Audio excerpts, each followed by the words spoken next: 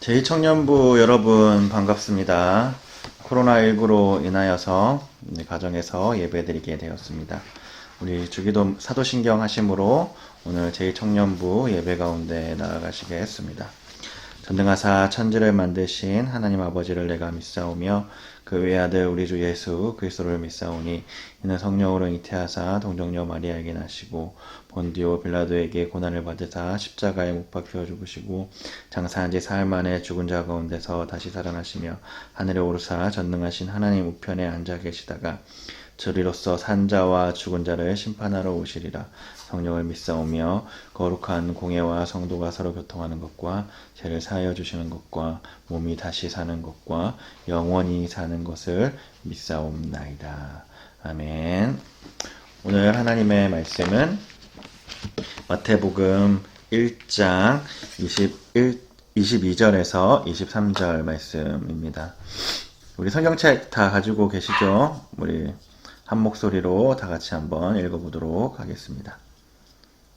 다 같이 읽겠습니다. 22절입니다. 1장 22절. 이 모든 일이 된 것은 주께서 선지자로 하신 말씀을 이루려 하심이니 이르시되 보라 처녀가 잉태하여 아들을 낳을 것이요 그의 이름을 임마누엘이라 하리라 하셨으니 이를 번역한즉 하나님이 우리와 함께 계시다 함이라. 아멘. 우리 한 번 더 읽어보도록 하겠습니다. 우리 한 번 더 읽어보도록 하겠습니다. 목사님이 이거 PPT를 준비했는데 PPT를 못 읽었네요. PPT 보고 한번 다시 읽어보도록 하겠습니다. 22절입니다. 이 모든 일이 된 것은 주께서 선지자로 하신 말씀을 이루려 하심이니 이르시되 보라 처녀가 잉태하여 아들을 낳을 것이요 그의 이름은 임마누엘이라 하리라 하셨으니 이를 번역한즉 하나님이 우리와 함께 계시다 함이라. 아멘. 하나님의 말씀입니다. 오늘 제목은 임마누엘이라는 제목으로 하나님의 말씀 전하겠습니다. 도정환 시인의 흔들리지 않고 피는 꽃이 어디 있으랴라는 이 시집이 유명합니다. 이 시집의 내용은 몰라도 흔들리지 않고 피는 꽃이 어디 있으랴라는 이 식구는 누구나 다 잘 알고 있는 식구입니다. 이 시인이 말하는 꽃은 우리의 인생을 빗대어 표현한 것이고 꽃의 흔들림은 인생에 닥치는 시련과 아픔을 이야기합니다.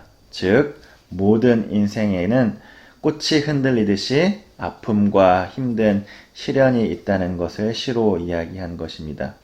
힘들지 않은 인생이 없습니다. 우리는 살아가다 보면 너무나 힘든 일들을 만나게 됩니다. 인생을 살아가다 보면 문제를 만나게 되고 그 문제를 해결하면 또 어김없이 다른 문제가 우리의 인생 가운데 찾아옵니다. 그래서 사람들은 힘들고 어려운 인생길에 자신의 인생의 안전을 만들기 위해서 노력을 합니다. 불안한 인생에 우리의 안전은 무엇입니까? 우리 청년부 여러분들에게 안전은 무엇입니까?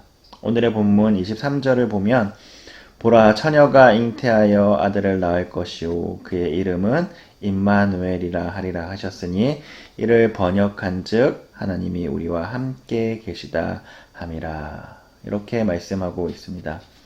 이 땅에 주님이 오셨습니다. 이 땅에 예수님이 우리와 함께 하시기 위해 오셨습니다. 이것이 여러분에게 어떤 의미를 가집니까? 이것이 우리에게 어떤 의미가 있습니까? 22절을 보면 하나님이 선지자로 하신 말씀을 이루기 위해 이 땅 가운데 오셨다고 말씀하십니다.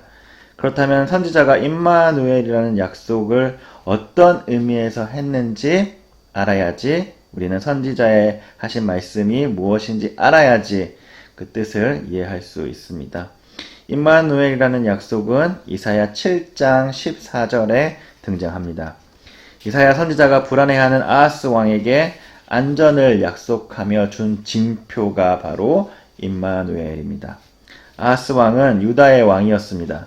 그런데 북이스라엘과 아람이 연합하여 남유다를 침략해 왔습니다. 그 상황 가운데 있는 아하스는 매우 불안해했습니다. 성경 기자의 말을 들어서 표현하면 흔들리는 갈대와 같았다고 그렇게 말하고 있습니다. 그 불안을 해소하기 위해서 아하스 왕은 그 당시 강대국인 아수르를 찾아가 도와줄 것을 간청하였습니다. 그때 선지자 이사야가 아하스 왕에게 찾아갔습니다. 그리고 이렇게 말합니다. 아하스 왕, 당신은 강대국인 아수르를 의지하지 말고 하나님을 의지해야 합니다. 그 말을 들은 아하스는 더욱 불안해졌습니다. 보이지 않는 하나님을 의지하기보다는 보이는 강대국 아수르를 의지하기를 원했기 때문입니다. 그런 아하스에게, 불안해하고 있는 아하스에게 이사야가 징조를 구하라고 말합니다.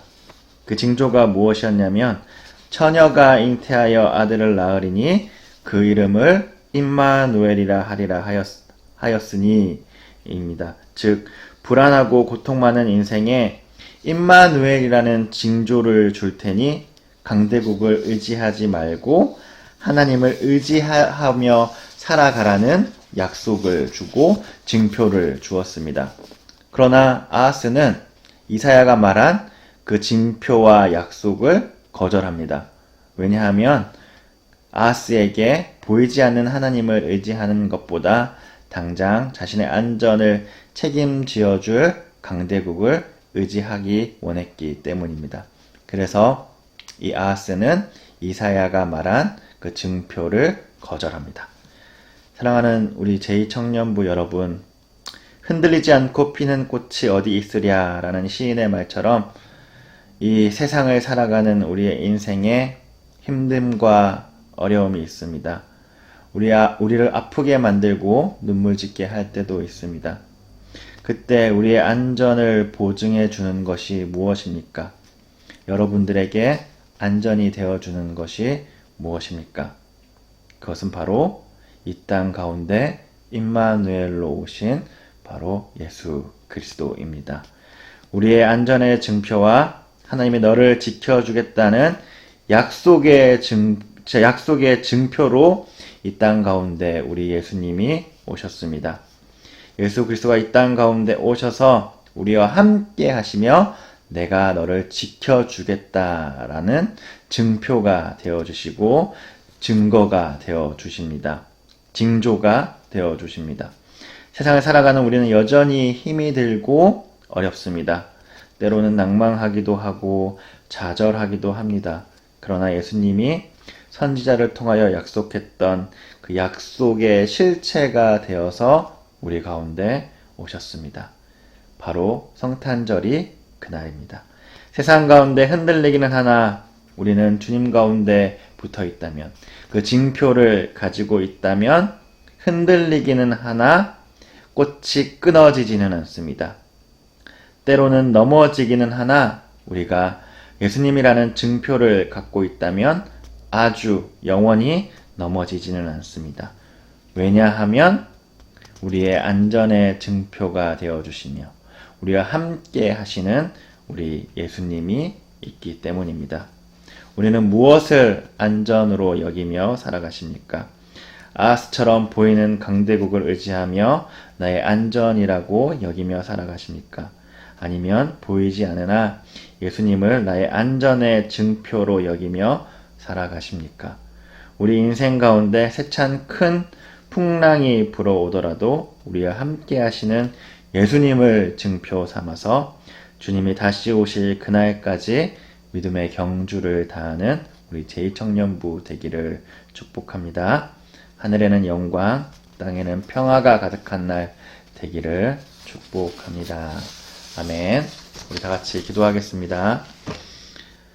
하나님 아버지, 이 기쁜 성탄의 소식이 우리 제2청년부에게 들려지기를 소망합니다. 주님, 힘들고 어려운 인생 가운데 살아가지만 때로는 좌절하고 낭망하지만 그러나 우리 주님이 안전의 증표가 되어주시겠다고 이 땅 가운데 오셨으며 우리와 함께 하시니 주님, 넘어졌을 때 다시 일으켜 주시고 주님, 우리가 좌절하고 슬퍼할 때에 우리의 눈물을 닦아주시며 다시 손잡아 일으켜 주시옵소서. 주님, 주님을 우리의 안전의 증표로 여기며 징조로 여기며 그 믿음의 경주를 다하며 살아가는 우리 제2청년부 되게 하여 주옵소서.